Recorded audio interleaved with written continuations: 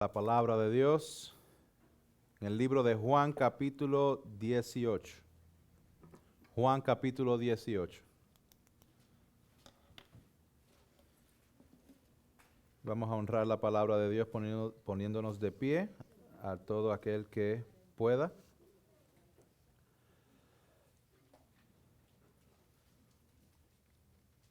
Vamos a estar dando lectura a Juan 18, los versos del 1 al 11. La palabra del Señor dice así. Después de haber dicho esto, Jesús salió con sus discípulos al otro lado del torrente Cedrón, donde había un huerto en el cual entró él con sus discípulos.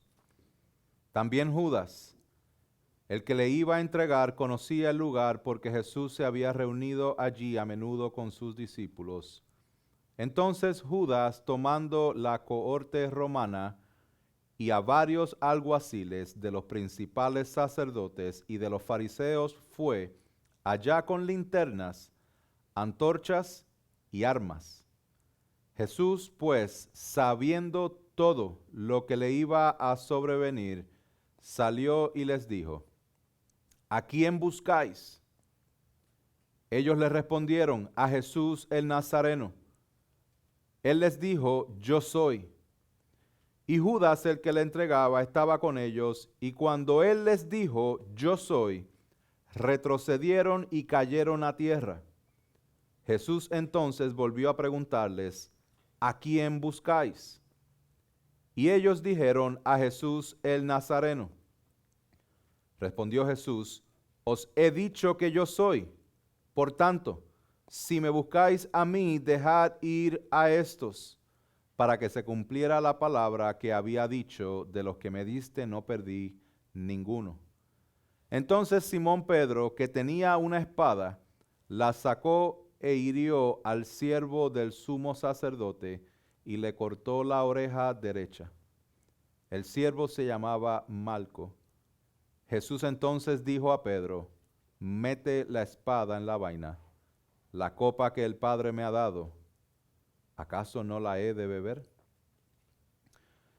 Gracias una vez más, Señor, por tu palabra.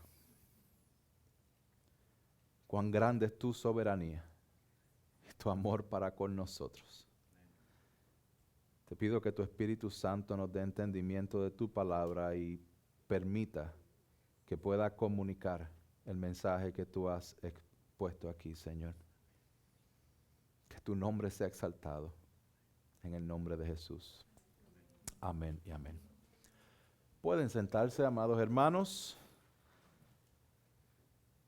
Luego de estar varios meses en la epístola de Tito y de visitar de manera relámpago la primera carta a los tesalonicenses, enfocándonos en la iglesia, vamos a dar una pausa de ese enfoque, el cual vamos a continuar en el mes de septiembre, adentrándonos en el libro de Hechos, pero durante los siguientes domingos del mes de agosto vamos a cubrir el capítulo 18 de Juan.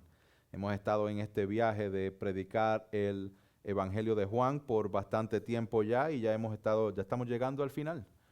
El momento de la historia donde todos conocemos, donde Jesús es arrestado.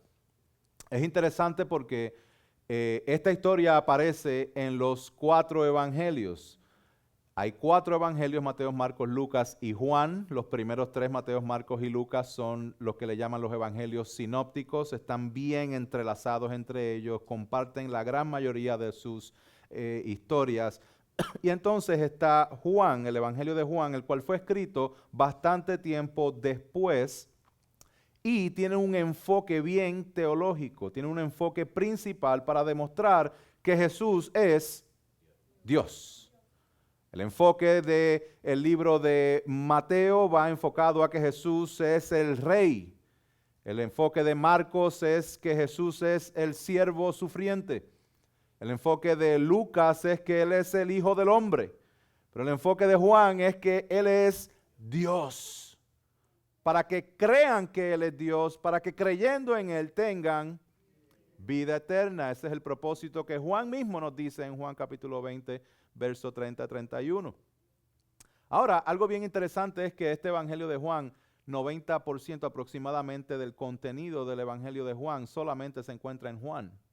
Ahora, esta historia del arresto de Jesús y la pasión de Cristo es tan importante, pero tan importante, pero tan importante que está en los 4 evangelios, pero vamos a encontrar que Juan se encarga de presentarlo desde un punto de vista para demostrar que Jesús es, para que creyendo en Él tengan vida eterna. So, el enfoque de Juan no va a ser tanto en algunos detalles que nosotros estamos acostumbrados a escuchar en esta historia, sino que el enfoque de Juan va a ser presentar su enfoque teológico con respecto a Jesús, de que Él es Dios para que creyendo en Dios tengan vida eterna. So, hay aspectos que parecen contradictorios, pero no lo son, con respecto a la forma en que se maneja esta historia en los 4 evangelios. El teólogo R.C. Sproul lo dijo de esta forma y nos ayuda un poco a entender esa sincronía que hay entre los 4. Él dice, los relatos de los 4 evangelios cubren los eventos principales del arresto, juicio, ejecución y resurrección de Jesús, mientras se presentan algunas dificultades para entender cómo encajan todos los detalles. Los elementos principales están en completa armonía. So, aunque hay ciertas dificultades para decir, pero no se supone que Jesús estaba aquí orando y aquí aparece que está haciendo. Hay ciertas complicaciones cuando usted trata de armonizar todo, pero están en plena armonía. Habiendo dicho eso, vamos a adentrarnos en este pasaje desde la perspectiva del apóstol Juan sobre el arresto del Dios encarnado. Suena impactante, ¿no? Decir el arresto de Jesús, decir el arresto de Juan del Pueblo. Arrestaron a fulano. A decir, arrestaron al verbo que se hizo carne. Eso es lo que vamos a ver el día de hoy. El arresto de Jesús. Y vamos a ver la soberanía de Dios en medio del caos. ¿Cuántos de nosotros hemos estado en situaciones de vida en las cuales parece que estamos en el mismo centro del huracán? No en el centro, a lo mejor ahí hay un poco de calma, sino un poquito en las paredes del ojo del huracán, donde estamos completamente sumergidos en el caos. Un ejemplo de un caos que permite que la persona completamente pierda toda compostura y pierda todo lo que es, va a ser el ejemplo de si a algunos de ustedes le cae encima una cucaracha. Si a algunos de ustedes le cae encima una cucaracha, algunos de ustedes va a ser, o simplemente va a decir, sácame eso que tengo por ahí, tengo algo caminándome por la espalda. Pero algunos de ustedes van a perder totalmente la compostura. Se les va a olvidar el peinado, se les va a olvidar el maquillaje, se les va a olvidar su nombre. ¿Verdad? A los que se están riendo son los que actuarían de esa forma. Porque muchas veces en medio del caos, lo cual para algunas personas el hecho de que le caiga una cucaracha encima representaría un gran caos. Muchas veces actuamos de manera en la cual no las procesamos de acuerdo a la realidad misma. El día de hoy vamos a ver la realidad del caos, pero bajo la perspectiva que nos presenta Juan sobre la soberanía de Dios. La soberanía de Dios en medio del caos. Y vamos a empezar, verso 1 y 2.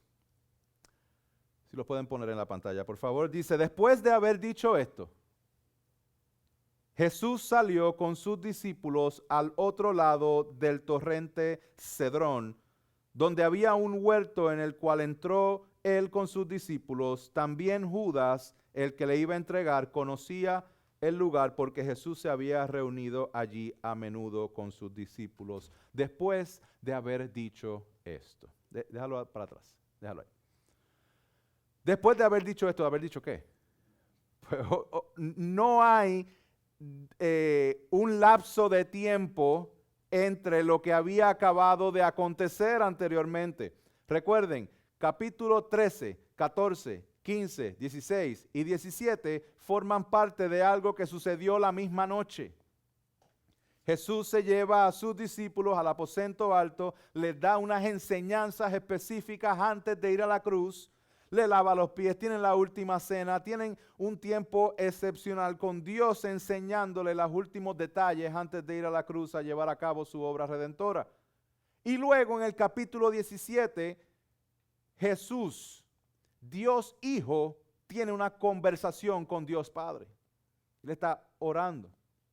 Después de estas cosas, habiendo dicho esto, Jesús salió con sus discípulos. ¿Qué es lo que estaba pasando en ese momento, hermanos? Grábese esto en la mente. Jesús sabía que había llegado la hora. Llegó la hora. Hay muchas veces en que Jesús trataron de matarlo, pero no lo pudieron tocar porque no había llegado la hora. Mas, sin embargo, ahora, en este momento, a fin del capítulo 12, Jesús entiende, fue compungido porque él entendía que la hora llegó. Lo vemos en el capítulo 13 de Juan, verso 1, lo vemos en el verso 1 del capítulo 17. Jesús sabía que su hora había llegado. Para lo que él vino, llegó el momento. It is time. Llegó la hora. ¿La hora de qué? De entregarse, de morir en sacrificio para la expiación de nuestros pecados. Jesús salió con sus discípulos al otro lado del torrente Cedrón.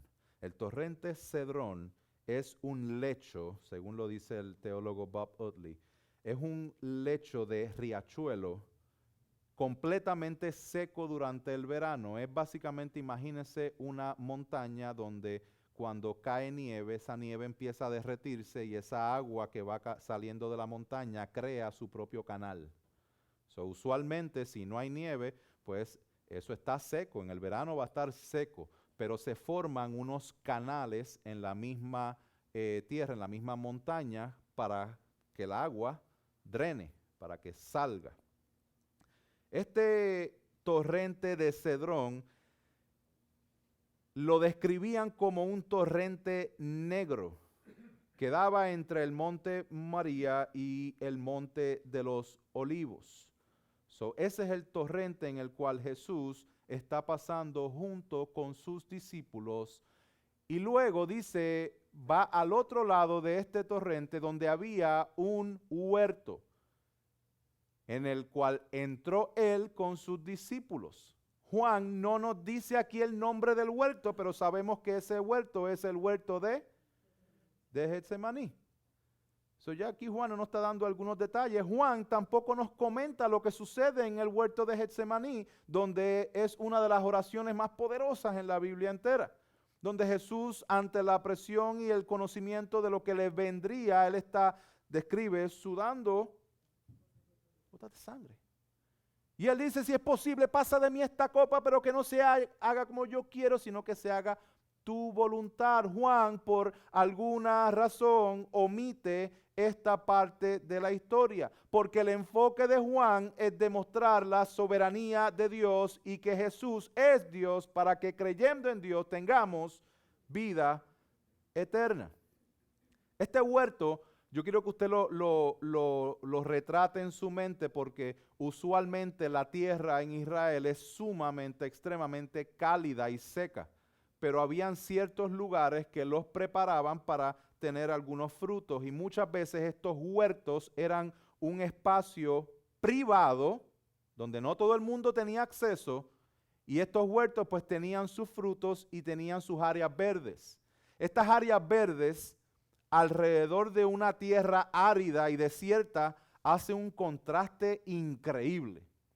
Y ese es el lugar donde Jesús tiene acceso y donde tenía acceso constantemente para ir con sus discípulos. Allí descansaba, allí les enseñaba y allí se dirige justo antes de ir a la cruz. Dice, al otro lado del torrente Cedrón había un huerto, el cual entró él con sus discípulos, pero Judas conocía el lugar. Judas, el que le iba a entregar. Hermanos, yo no quiero que nunca en ninguno de nosotros, después del nombre de ninguno de nosotros, haya una descripción como esta. Judas, el que le iba a entregar. Él también conocía el lugar, porque él había pasado tiempo allí con el Señor. Y Jesús se reunía allí a menudo. Judas, el que estaba a punto de entregar. Aquí dice el que le iba a entregar. ¿Saben quién es también ese Judas? Ese Judas que le iba a entregar también es Judas, el que comió con Jesús. Ese Judas que le iba a entregar también es el Judas al cual Jesús le lavó los pies unos minutos antes. Ese Judas es el que vio de primera mano las enseñanzas y escuchó de primera mano las enseñanzas del Señor Jesús. Es el que vio y fue testigo de tantos milagros. Ese Judas es el que caminó con Jesús por 3 años. Ese Judas que le iba a entregar es el Judas que posiblemente predicó el reino de los cielos. Ese es el Judas. J.C. Ryle dice, estos versos nos demuestran la extrema dureza que puede llegar el corazón de un humano. Escucha esto. El mismo fuego que derrite la cera es el mismo fuego que endurece el barro. Y aquí vemos cómo hay unos discípulos los cuales iban prontamente a dar su vida por el Señor, prontamente en su vida. Y vemos otro discípulo que habiendo participado de Jesús, le iba a entregar. Hermanos, el que cree estar firme, vele que no caiga. No confiemos en nosotros mismos. Esa dinámica de que confía en ti mismo, mira en tu corazón, confía en tu corazón y confía en lo que tú quieres y confía en ti, en ti, en ti, en ti, en ti. Yo quisiera exponerle totalmente lo opuesto, de que no confíes en tu corazón engañoso, que sí confíes en el Cristo de la gloria. Pon tu confianza en Él para todos los pasos que tú vayas a dar en tu vida. No confíes plenamente en ti. Toda confianza que pueda estar en ti es la confianza de lo que Dios ha hecho en tu vida. Todo tiene que ver con Él, no contigo. Si lo buscas en ti solamente, lo que vas a encontrar es lo mismo que encontró Judas. Alguien que puede llenar su cabeza de mucho conocimiento, pero permanecer con un corazón podrido. Mantén siempre alerta ante la dureza de tu propio corazón y examinémonos constantemente delante de Dios de acuerdo a su palabra. Ahora, nosotros podemos leer estos 2 textos y decir, ok, sigue leyendo porque la parte buena está después cuando Él le dice yo soy y se caen para atrás. Sí, pero si nosotros leemos estos textos muy rápido, vamos a perder una riqueza teológica que encontramos aquí, porque acuérdense que Juan está exponiendo esta historia desde su perspectiva teológica para demostrar que Jesús es Dios, para que creyendo en Dios tengan vida eterna. Con esa forma los mantengo despiertos diciendo vida eterna de vez en cuando.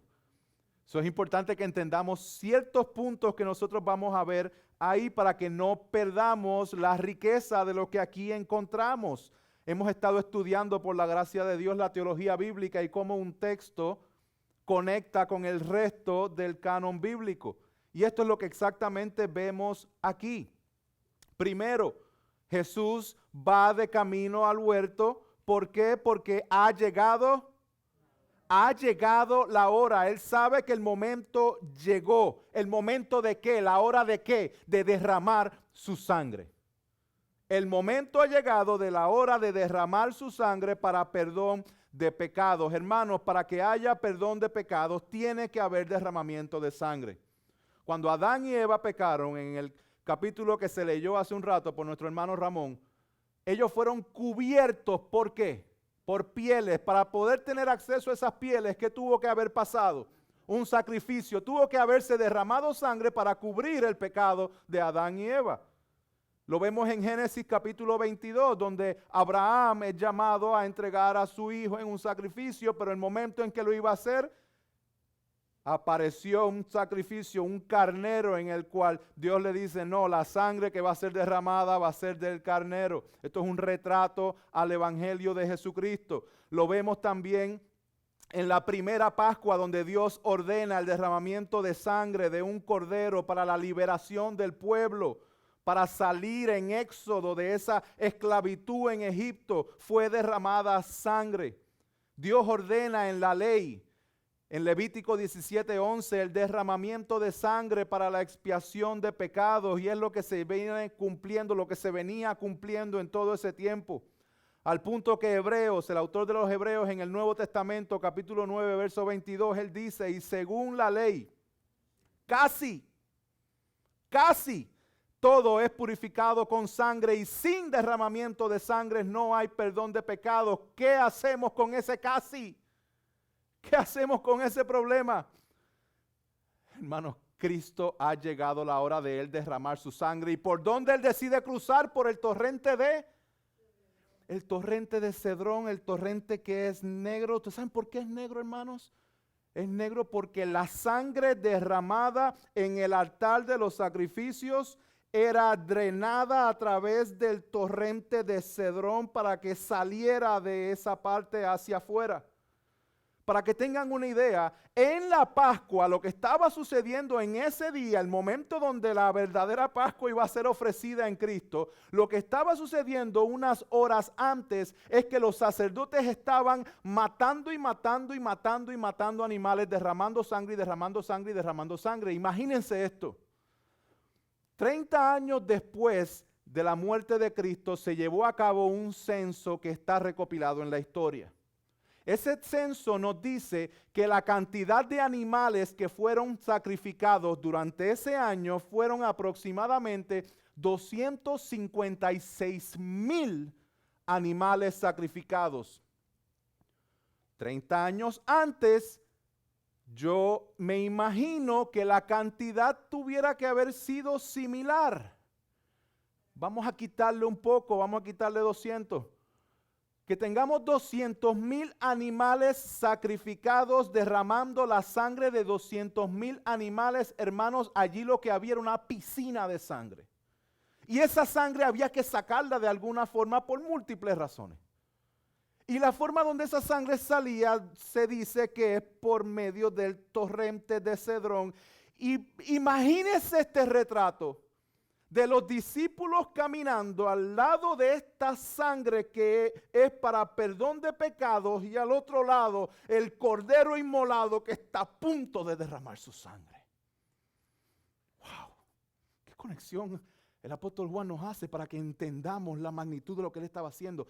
Cada detalle de la obra redentora de Cristo, cada detalle lo vino a cumplir, hermanos. Dios es soberano. Dios es soberano. En la última Pascua, Jesús pasa con sus discípulos por este monte, por este torrente de Cedrón. Dice Hebreos, pero cuando Cristo apareció como sumo sacerdote de los bienes futuros a través de un mayor y más perfecto tabernáculo, no hecho con manos, es decir, no de esta creación y no por medio de la sangre de machos cabríos y becerros, sino por medio de su propia sangre, entró al lugar santísimo una vez para siempre, habiendo obtenido redención eterna. Escucha esto. Derramando su propia sangre, entró al lugar santísimo. Jesús pasa por el torrente de Cedrón y se dirigía ¿a dónde? Al huerto. En el principio, el primer Adán pecó y fue expulsado del huerto. La obra redentora de Cristo está revirtiendo la obra del primer Adán. Mientras el primer Adán y su pecado hace que nos expulse Dios del huerto, la obra del segundo Adán, derramando su sangre, Él va a permitir entrada a nosotros al huerto. Mientras en Génesis 3 vemos la expulsión de Adán y Eva y por consiguiente de toda la humanidad del huerto del Edén debido al pecado, vemos en Juan 18 al cordero que sería inmolado por nuestros pecados, llevando de vuelta a sus discípulos al huerto. ¿Qué pasó en ese primer huerto? ¿Quién tuvo acceso a ese primer huerto, el cual fue a tentar a Adán? La serpiente. La serpiente, como representante de Satanás, tentó a un hombre sin pecado en el primer huerto. Porque hasta ese punto Adán no había pecado. Y aquí vemos a Judas, un representante de Satanás, el cual dice que Satanás entró en él, yendo al huerto a tratar de terminar la obra del segundo Adán, otro Adán sin pecado.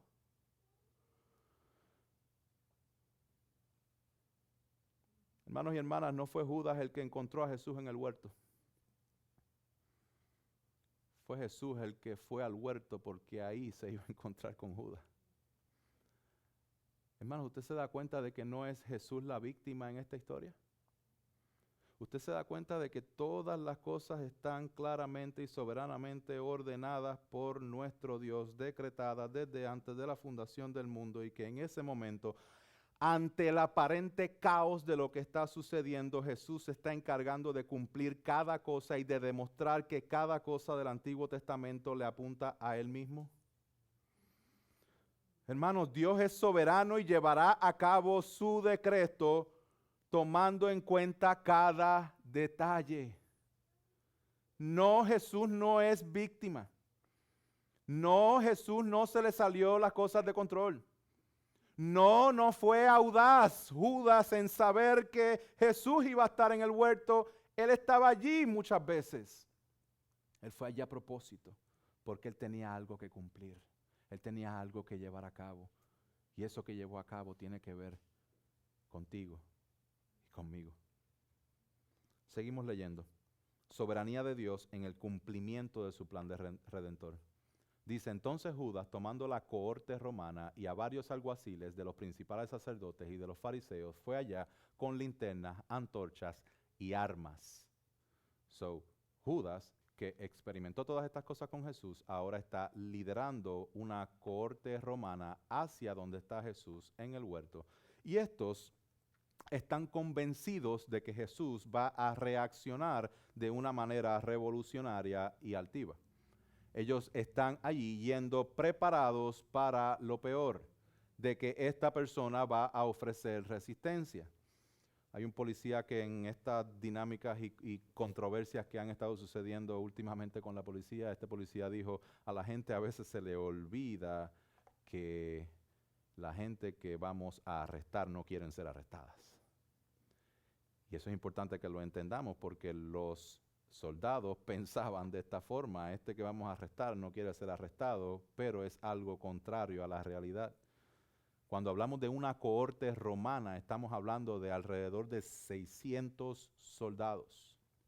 600 soldados con linternas, con antorchas y con armas. Yo quiero que usted tenga el retrato nuevamente en su mente de 600 soldados, sin contar los alguaciles, sin contar las personas del templo, que pudieran haber sido bastantes más. Todas estas cientos y cientos de personas yendo a arrestar a la única persona en la historia sin pecado. Si hay alguien que no pecó, ahí está, Cristo. Si hay alguien que ellos estaban presumiendo y estaban tratando como que era el peor criminal, eran estos soldados a Cristo. Dice Jesús, pues, sabiendo todo lo que lo iba a sobrevenir, salió y les dijo, ¿a quién buscáis? ¿A quién buscáis? Ellos le respondieron a Jesús el Nazareno. Él les dijo, yo soy, y Judas, el que le entregaba, estaba con ellos. Hermanos, nada, pero absolutamente nada de lo que estaba aconteciendo estaba tomando a Jesús por sorpresa. De igual forma, nada de lo que te está aconteciendo está tomando al Señor por sorpresa. Nada. Jesús sabía quién era creyente verdadero y quién le iba a traicionar. Jesús sabía si la fe de los que le seguían era genuina o no era genuina. Jesús sabía que el tiempo de su hora había llegado y Jesús sabía que Judas lo iba a traicionar. Hermanos, esto es un fuerte énfasis acerca del conocimiento y control que Jesús tenía de su arresto, juicio y crucifixión. No fue por accidente que Jesús fue crucificado. Cuando Él llega, es Jesús quien los recibe a ellos preguntándole, ¿a quién buscáis? ¿Qué es lo que Jesús está tratando de establecer con esta pregunta? Jesús está tratando de primero proteger lo suyo y cumplir la voluntad de Dios. Cuando Él pregunta, ¿a quién buscáis? Jesús lo que le está preguntando a los soldados es, dime lo que dice tu orden de arresto. ¿A quién viniste a arrestar? A lo cual ellos dicen, Jesús Nazareno. A lo cual Jesús contesta, yo soy. Jesús no está pidiendo información porque Jesús estaba falto de información. Jesús quería make a point, hacer un punto específico. Jesús decía o dijo en Juan 10, yo soy el buen pastor y conozco mis ovejas, las mías me conocen y de igual manera que el Padre me conoce, yo conozco al Padre y doy mi vida por las ovejas. Tengo otras ovejas que no son de este redil, a estas también me es necesario traerlas y oirán mi voz y serán un rebaño con un solo pastor. Él se está identificando como el buen pastor y al mismo tiempo está cuidando de sus ovejas. La expresión que él utiliza, yo soy, no es simplemente decir yo soy Jesús el Nazareno ese que ustedes están buscando. No, la palabra que él utiliza es la misma palabra utilizada en el libro de Éxodo, cuando Dios mismo dice yo soy. Ego eimi. Esa palabra es la que utiliza Jesús para hacerse igual a Dios y decir yo soy Dios, yo soy ese Mesías, yo soy esa persona que va a derramar su sangre para el perdón de pecados. Esto es lo que vemos a través de todo el libro de Juan, donde Jesús dice, yo soy el pan de vida, la luz del mundo, la puerta del redil, el buen pastor, la resurrección y la vida, el camino, la verdad y la vida. Yo soy la vid verdadera. Y aquí, una vez más, le deja saber a las personas que Él es. En Juan capítulo 8, Él le dijo a los fariseos, antes que Abraham fuese, yo soy. Cuando Él dice esto, dice que retrocedieron a tierra y cayeron. ¡Wow! Dos palabras. Suficientes para tumbar a tierra a sobre 600 soldados armados. Qué fácil se nos olvida cuán poderoso es nuestro Dios. Que Dios tenga misericordia de nuestra falta de fe porque perdemos de perspectiva con tanta facilidad cuán grande es nuestro Dios.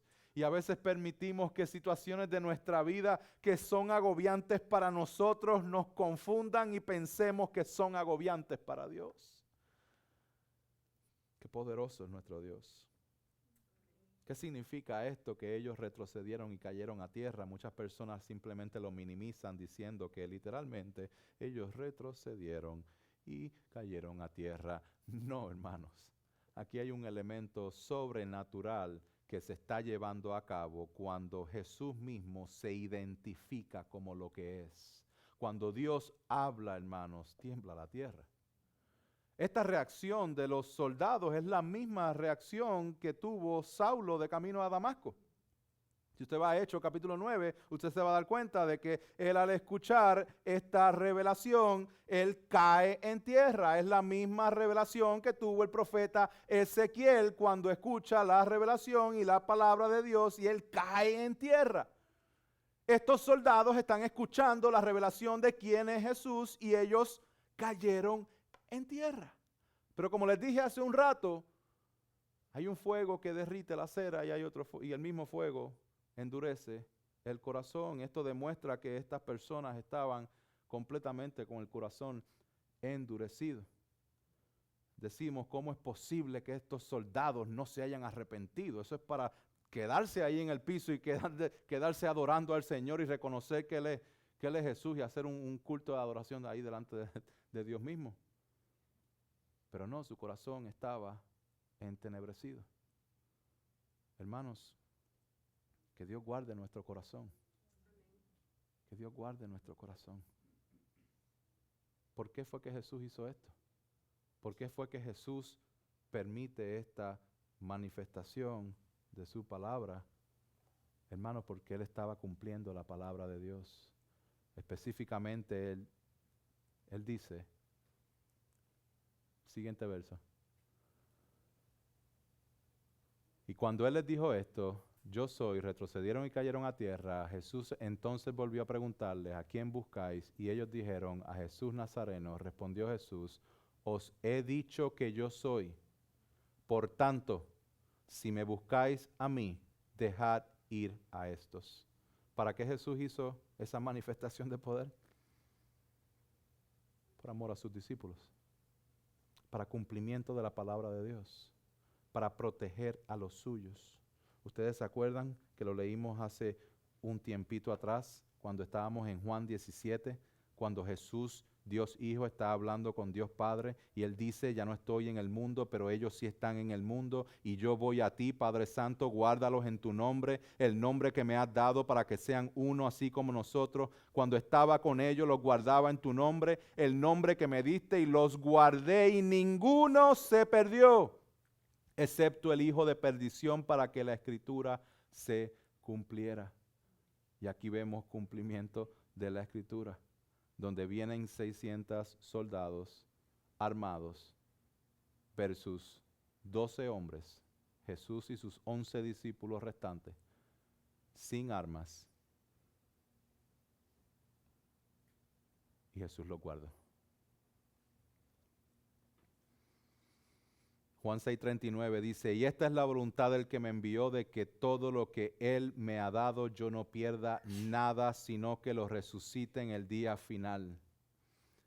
Juan 10:27-29, mis ovejas oyen mi voz y yo las conozco y me siguen y yo les doy vida eterna y jamás perecerán y nadie las arrebatará de mi mano. Mi Padre que me las dio es mayor que todos y nadie las puede arrebatar de la mano de mi Padre. Hermanos y hermanas, en Cristo estamos seguros.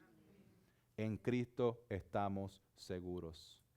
Usted se puede inundar a usted mismo si usted decide simplemente sumergirse en toda la narrativa del media y todo lo que está sucediendo hoy mismo. Si usted quiere ahogarse en las penas, usted vaya en esa dirección. Pero usted va a la palabra de Dios y va a encontrar que en Cristo estamos seguros. Cristo es el que lleva a cabo su plan redentor. Cristo es el que nos guarda porque Él es soberano. Mientras el primer Adán falló en enfrentar la serpiente, cediendo su responsabilidad de obedecer el mandato de Dios. Aquí vemos al segundo Adán enfrentando a Judas y a todos los soldados de la cohorte romana, preguntándoles, ¿a quién buscáis? Mientras el primer Adán guarda silencio ante la distorsión de la palabra de Dios en el jardín del Edén, el segundo Adán manifiesta su identidad haciéndoles retroceder y caer en tierra. Mientras el primer Adán cae en la tentación desobedeciendo la palabra de Dios, el segundo Adán vence la tentación entregándose a sí mismo y protegiendo a los suyos. En el primer Adán, él dijo, no fui yo, fue la mujer que me diste. El segundo Adán dice, yo soy. Déjalos ir a ellos. Una vez más, hermano, en Cristo estamos seguros. En Cristo estamos seguros. Descansa en la soberanía de Dios. Descansa en su poder. Descansa en que esa obra fue completada allá en la cruz del Calvario. Hermanos, la soberanía de Dios la vemos en la preservación de los suyos. Versos 10 y 11 dice, entonces Simón Pedro, que tenía una espada, la sacó e hirió al siervo del sumo sacerdote y le cortó la oreja derecha. El siervo se llamaba Malco. A Pedro en este momento le había caído la cucaracha encima. Y Pedro, como reacción natural, saca su espada y empezó a... Pedro no apuntó a cortarle la oreja a Malco. Él trató de tumbarle la cabeza, pero falló. Qué tétrica ese retrato. De que tratando de defender al Señor, ni a uno de los siervos, porque él no era soldado, pudiste terminar. Hasta en eso falló Pedro. Jesús entonces dijo a Pedro, mete la espada en la vaina, la copa que el Padre me ha dado, ¿acaso no la he de beber? Hermanos, una pregunta que yo les hago. ¿Cómo nosotros reaccionamos a la sencilla frase de que en Cristo estamos seguros? Porque la triste realidad es que muchas veces escuchamos, en Cristo estoy seguro. Amén, amén, amén. Sí, yo sé, yo sé, yo sé. Yo sé, yo sé, yo sé. Pero viene cualquier evento en tu vida y se te olvidó que en Cristo estamos seguros. ¿Cómo tú y yo reaccionamos ante la protección del Señor, ante la realidad de lo que Él estableció en su palabra? ¿Cómo tú y yo reaccionamos? ¿Reaccionamos como Pedro? De que Él dice, no, déjalos ir a ellos, yo soy el que ustedes están buscando. Y la reacción de Él es sacar una espada y cortarle la oreja a alguien. Hermanos, ¿cuántas orejas nosotros estamos cortando por ahí?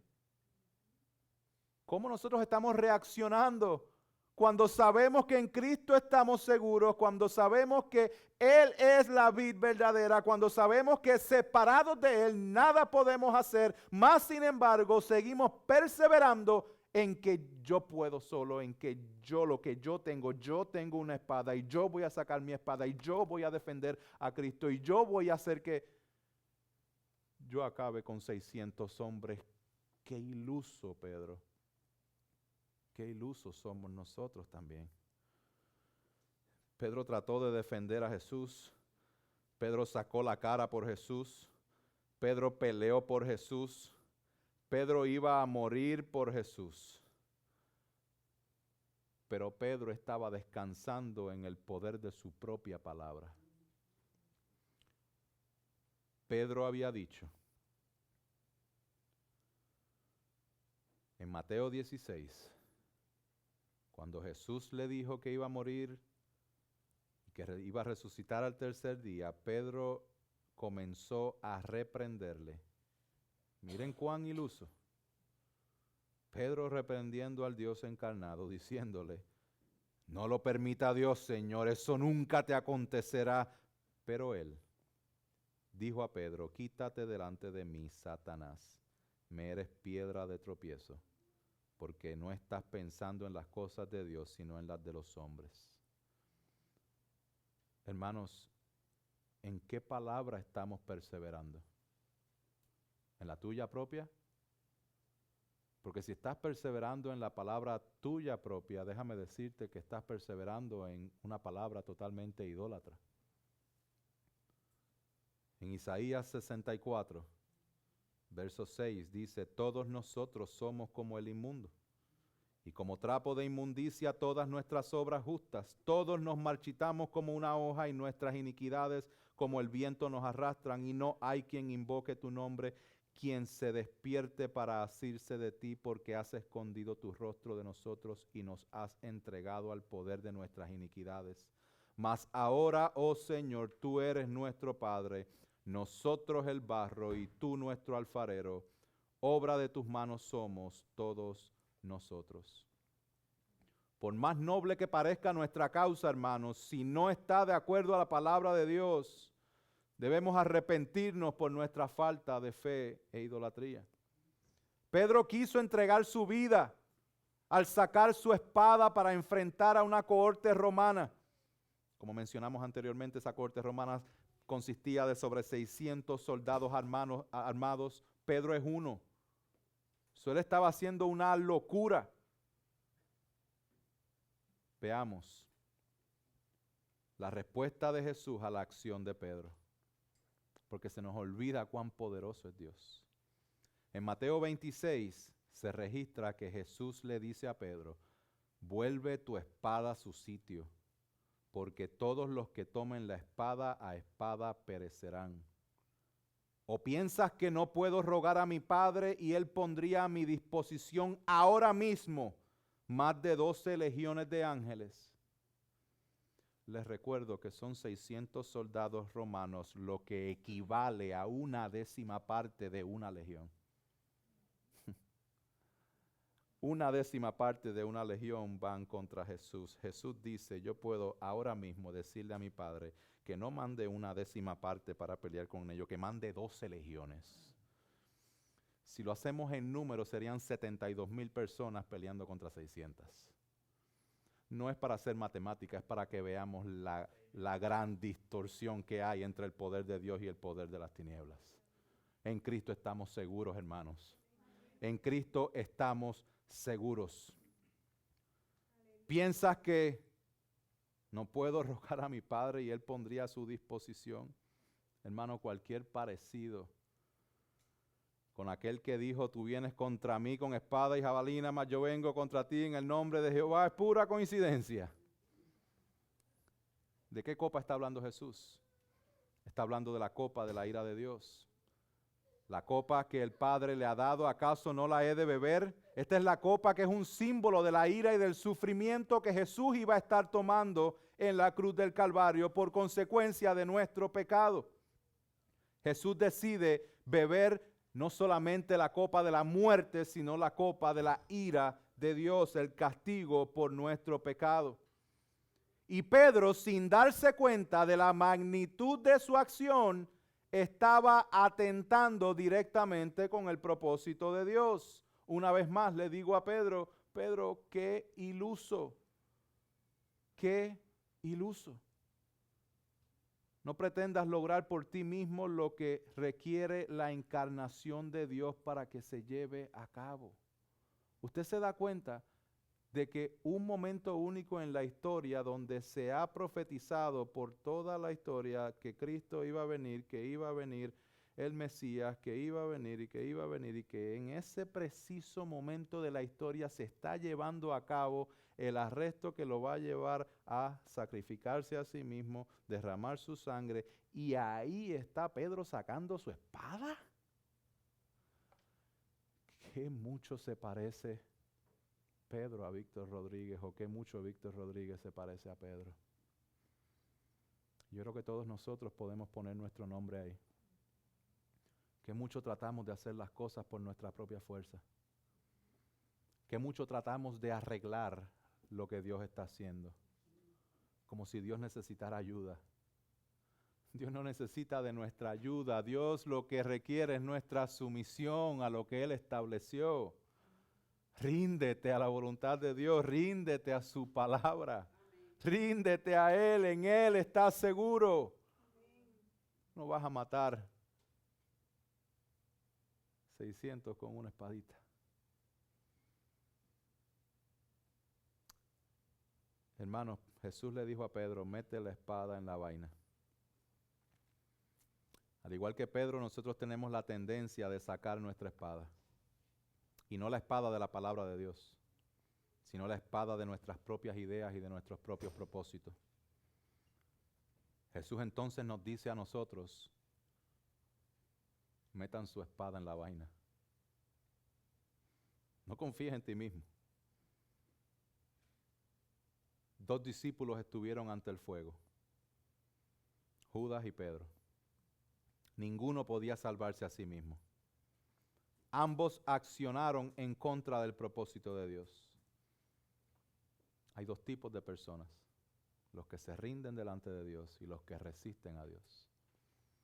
Hay 2 tipos de destino, la presencia de Dios o el infierno. Hermano, si tú has venido al Señor, reconoce que en nuestra vida tenemos áreas donde seguimos sacando la espada y tratamos de hacerlo a nuestra propia fuerza. Y ven al Señor en arrepentimiento y fe. Si no conoces del Señor, Cristo fue arrestado, no porque se salió de control la situación, sino porque Cristo se estaba entregando a sí mismo. Él mismo dijo, a mí nadie me quita la vida, yo la doy, y la doy, la voy a tomar de nuevo. Cristo resucitó al tercer día, derramando su sangre para la expiación de nuestros pecados, para todo aquel que en Él cree no se pierda y tenga vida eterna. Si no conoces del Señor, si no estás claro en tu corazón de que tu destino eterno es el cielo, quiero hablar contigo después del servicio. Y reconoce que la voz de Dios, por medio de su palabra, te llama a que vengas a Él, y todo el que viene a Él, Él no lo echa fuera. Oremos. Padre Santo y bueno, gracias por tu palabra. Gracias porque tú eres fiel y poderoso y en cada detalle te ha placido mostrar tu soberanía y tu poder. Perdónanos, Señor, por tantas veces tratar de tomar el timón de nuestras vidas, sacar nuestra propia espada y tratar de adelantar nuestros propios deseos, nuestras propias pasiones. Oh Señor, ten misericordia de nosotros. Que en esta mañana, Señor, podamos simbólicamente poner nuestra espada en la vaina y tomar la espada de la palabra de Dios y rendirnos completamente a ella.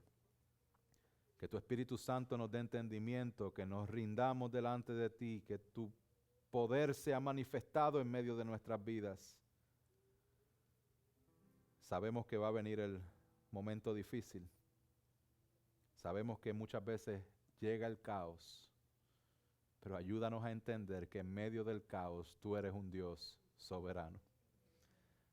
Te damos gracias, Señor, en el nombre de Jesús. Amén.